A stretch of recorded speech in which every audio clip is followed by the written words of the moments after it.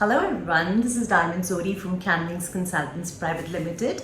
Welcome to yet another episode of Skilled Migration to Australia. 1st of September was a very exciting day. South Australia had released its migration plan for the year 22-23 on the 25th of August. We were not too sure as to when would South Australia start with the nomination invitations, but it just sprung a surprise yesterday. So on the 1st of September, we received invitations for 190 and 491 nominations for many of our clients. And yes, these clients were offshore applicants. I understand the first question is, were these onshore or were these offshore? So offshore applicants were given invitations to apply for nominations for both 190 as well as 491 by the state of South Australia on the 1st of September, that is yesterday. Now, interestingly, the applicants who have been invited to put up their application were sitting at just as low as 65 points. Therefore, for all of you who think that probably raising the point score will increase your chances of getting an invitation, may not be very true somewhere. Of course, it always helps to have a higher point score, but if you do not even have a very high score and sitting at maybe 65 or 70 points, rest assured that your EOI cannot be possibly ignored, because the EOI selected by South Australia as recent as yesterday were only at 65 points.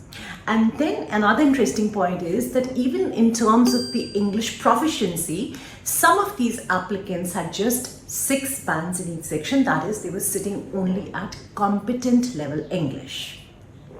Now again, for those of you who think that South Australia is probably going to prioritize or probably give preference to those applicants who have more number of years in terms of work experience, I think this myth should stand dispelled absolutely, because some of the clients who received their nominations yesterday were claiming 0 points under the work experience criteria, which is that they had less than 3 years of work experience. Therefore, we were not claiming any points for work experience in their EOI. So the gist of the matter is that the applicants who were selected were very basic, very average profiles with average English proficiency, 65 points, and perhaps no additional points for work experience for some of these applicants.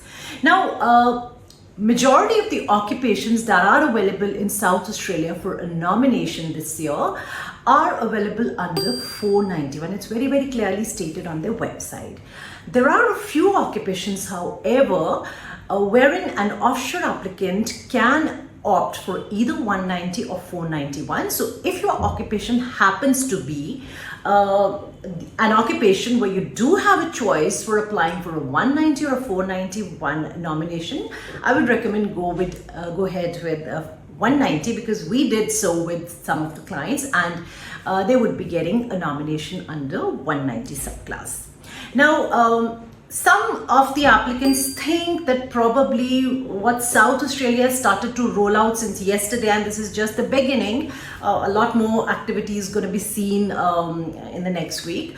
They probably think that it is just a random generic kind of an email sent out to applicants, just the way Victoria did.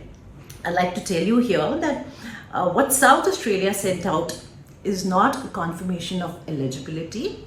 Those were invitations for nomination applications, and the applicants who have been selected by South Australia have 14 days to put up their application for a nomination with South Australia.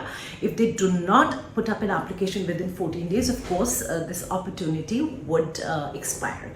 Therefore, South Australia is now very seriously sending out invitations, rolling out the invitations to 470 occupations that it had listed for offshore applicants. In case you have not indicated South Australia as the preferred state in your expression of interest yet, please go ahead and do it immediately. You never know, your nomination invitation just may come through in a couple of days or more. For any queries, for those of you who are yet to get started, or for those of you who are in the middle of the process but are feeling a little stuck, please feel free to reach out to us on 7849878498 or email us on caanwings@gmail.com. That is CAANWINGS@gmail.com, and I'll be more than happy to assist you in whatever way I can. So until next time, bye bye and take care.